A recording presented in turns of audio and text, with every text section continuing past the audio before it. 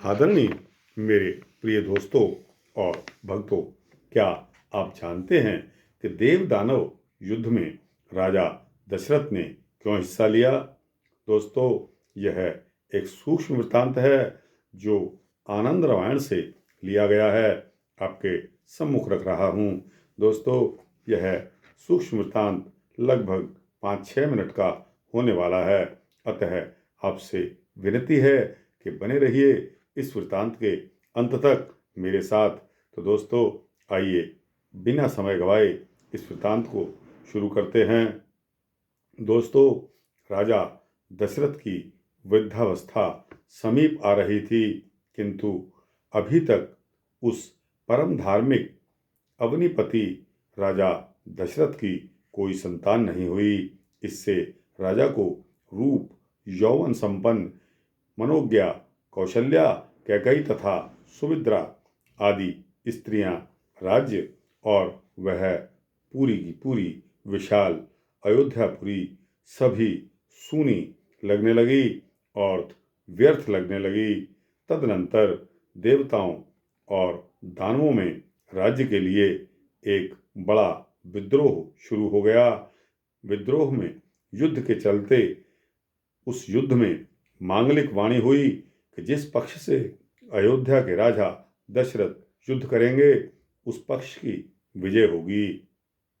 फिर तो उस वाणी को सुनकर वायु देवता ने शीघ्र ही जाकर राजा दशरथ से युद्ध करने की प्रार्थना की और राजा दशरथ उस युद्ध में शामिल हो गए। दोस्तों, भयानक संग्राम हुआ। उस भयानक संग्राम में राजा दशरथ के रथ का धुरा टूट गया और संयोगवश राजा दशरथ इसे जान नहीं सके। किंतु राजा के समीप में बैठी, रथ पर बैठी हुई सुंदर बाहों वाली कैकेयी, जो संग्राम का सारा यह कौतुक देख रही थी, उसने रथ के धुरे को टूटते हुए देख लिया। उसने विजय लाभ के लिए अपने हाथ को धुरे के स्थान में लगा दिया।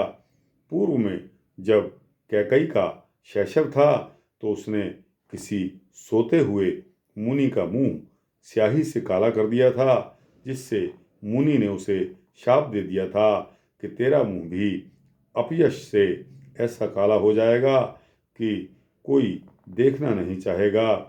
फिर जब वे मुनि चलने लगे तो बड़ी भक्ति से उसने मुनि का दंड उनके हाथ में पकड़ाया। इससे प्रसन्न होकर उन मुनि ने पुनः उसे यह वर दिया कि जा, समय पर तेरा हाथ वज्र के समान कठिन हो जाएगा और किसी प्रकार भी इसे आघात नहीं पहुंचेगा। उसी वर को स्मरण करते हुए कैकेयी ने अपने हाथ को उस रथ के धुरे में लगा दिया। फिर संग्राम में दैत्यों पर विजय करने के पश्चात कैकेयी के इसी साहसपूर्ण कार्य को देखकर उसे राजा दशरथ ने 2 वर मांगने के लिए कहा, किंतु कैकेयी ने राजा दशरथ से उन वरों को उनके पास ही रखे रहने के लिए अनुग्रह दिखाते हुए कहा कि मैं फिर कभी इन वरों को मांग लूंगी। अभी आप मेरी धरोहर के रूप में इन्हें अपने पास रहने दें।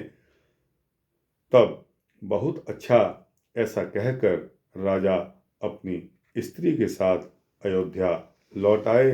दोस्तों, यह राजा दशरथ का देव दानव युद्ध में सम्मिलित होना का वृत्तांत जो आपको सुनाया है, यह सूक्ष्म वृत्तांत यहाँ समाप्त होता है।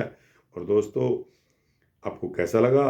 अच्छा लगा हो तो इस वृत्तांत को अपने दोस्तों, भक्तों, जिज्ञासु मित्रों को अवश्य भेजना और इस चैनल को सब्सक्राइब कर देंगे तो आपको इसी तरह के सूक्ष्म वृत्तांत, भक्ति वृत्तांत आपको मिलते रहेंगे। ऐसी कामना करता हूँ। जय श्री सीता रामचंद्र भगवान की जय।